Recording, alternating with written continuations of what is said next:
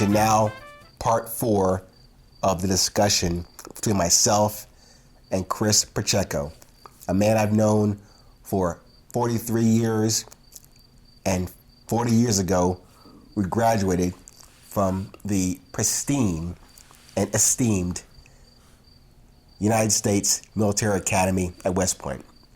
We had the opportunity to sit down and kind of sort of chop it up in a serious manner for the first time in decades, but we had the opportunity to discuss things that we try to tease out about how we got here, how we developed that friendship of 40 plus years ago and has still withstood the drama that I brought, that he brought, that we brought, that collectively we brought together.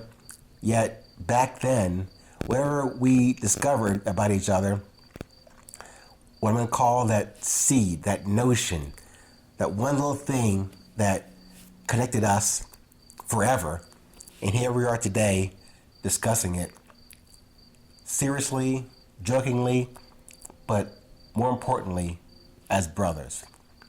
Hope you enjoy part 4. Again, core competency for friendship. Please enjoy. I mean, people on YouTube or Twitter, you might have a lot of followers. You cannot call them friends until you have put some structure around who you call a friend. Like for me, call it good or bad, I have probably a good solid 5 friends that say if I call them today, they will be here tomorrow. And Paco is one of those. My other brother, Larry D. in Florida. My brother in Atlanta, Joel. There's a couple more, but there's very few. Like I say, if I call you and tell you I'm in distress or need something, you'll be there. I'm sorry. Bill Barber in Ohio. I was going to ask about Bill. And Eddie Gomez. And just for context, there's an episode also out there on my list of episodes called Los Cuatro. That was touching on me, Paco, Bill, and Eddie. Those are the 3 friends that no doubt are my friends. He's right. And Bill can be difficult at times. Sorry, Bill, if you're listening to this, bro, but it's the truth. Bill can be difficult at times, but if I pick up the phone tomorrow and say, Bill, I need your help, Bill will be on a plane within 30 minutes. Or driving or on his bike. He will be here. Yeah, he's older than us, so he does have a bike. I don't know if I want him driving from Ohio to Albuquerque on a bike. But he would do it. But he probably would do it. He would do it. Anyway, again, and we're kind of like not rambling. Really, this is No, we are rambling.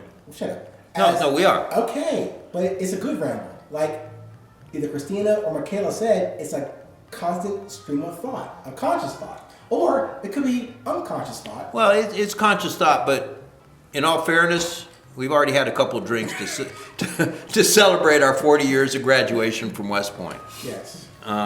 And don't get me wrong. I mean, I make fun, and we're the 2 minority kids that graduated that probably shouldn't have, but it was a great institution, It was. and it has done a lot for me in my life. I've made some great friends. Well, by Ming's definition, they might not be friends. I've met some great people. Yeah, you got to change it, your definition Right. of friends. Yeah. I've met some great people on whom I can count, Yes. and I don't regret a second of it. Yes. Like, again, I think, go back a few minutes ago, you mentioned something about, back in the day, okay, actually go back a little further.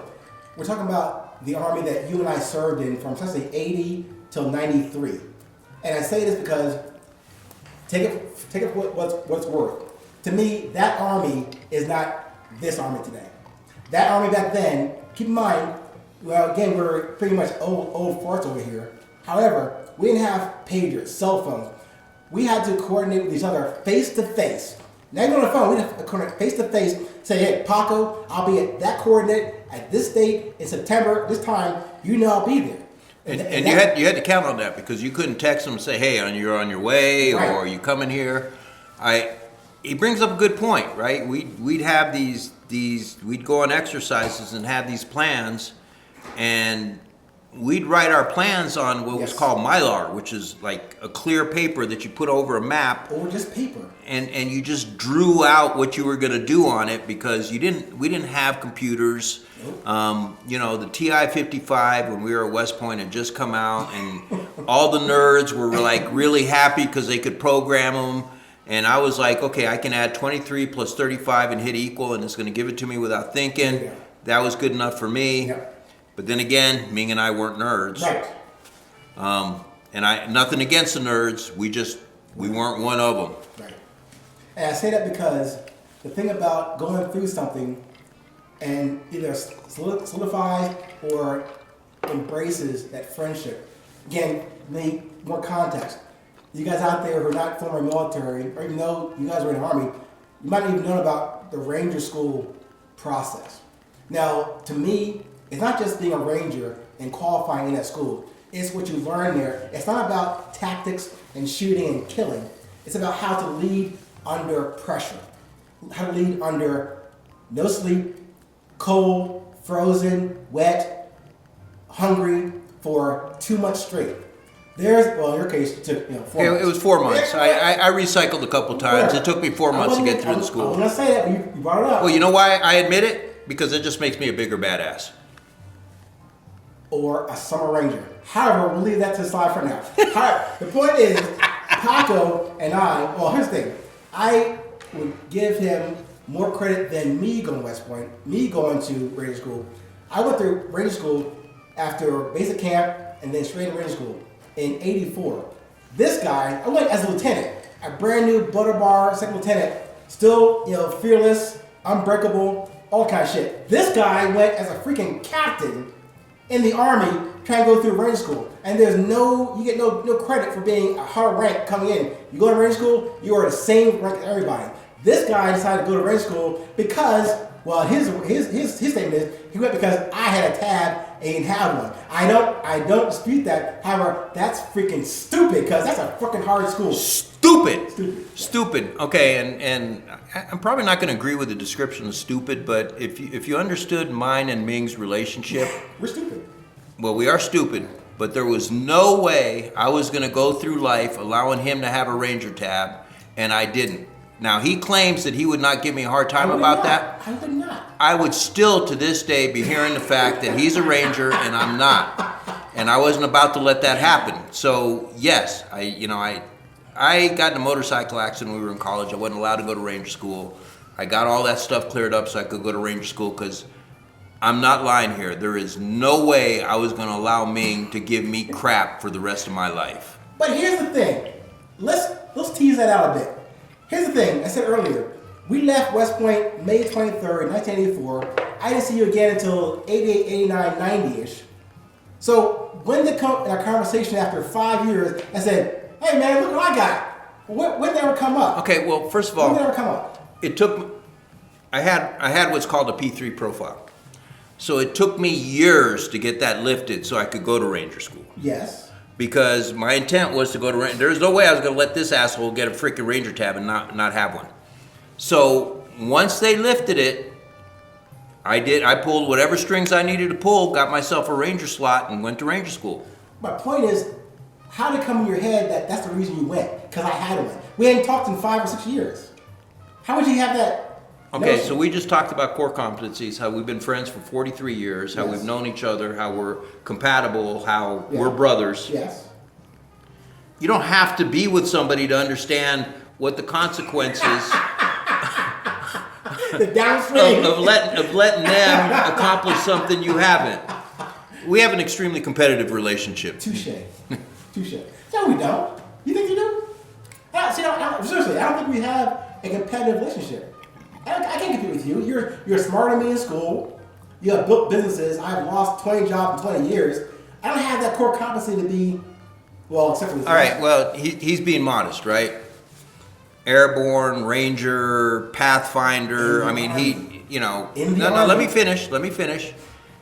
Basically, because the Army's like the Boy Scouts, right? You collect badges. And he collected every badge you could collect. Got out of the Army, got a master's degree. He's Six Sigma certified. He's operational research certified. He's actually, I mean, you know, he's going to get a big head, but he's an expert in his field, and so we are competitive. He doesn't like to admit it because that'll like blow up the persona of Mr. Cool. But we are competitive, and there was no way I was going to allow him to have something on me. Okay, so I have to push back on the competitive part of this. Again, we met at West Point. Here's more context about our relationship. Even though we were at West Point for 4 years, we only met for the last 3 years, and those 3 years in 6 semesters, we only roommated together maybe 2 of those semesters.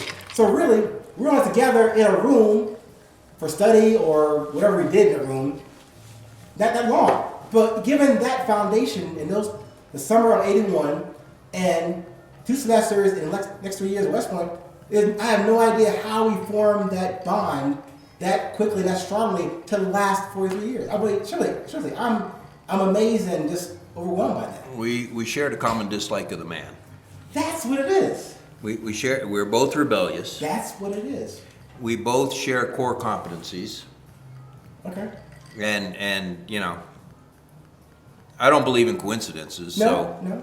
You know, that's what it boils down to.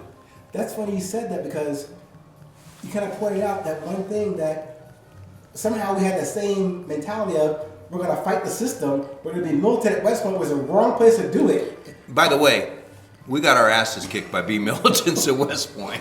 Yeah, we probably did. I suppose that many of you out there who have had siblings in their life forever, so it's probably not unusual for you to connect with me citing today this discussion with my brother.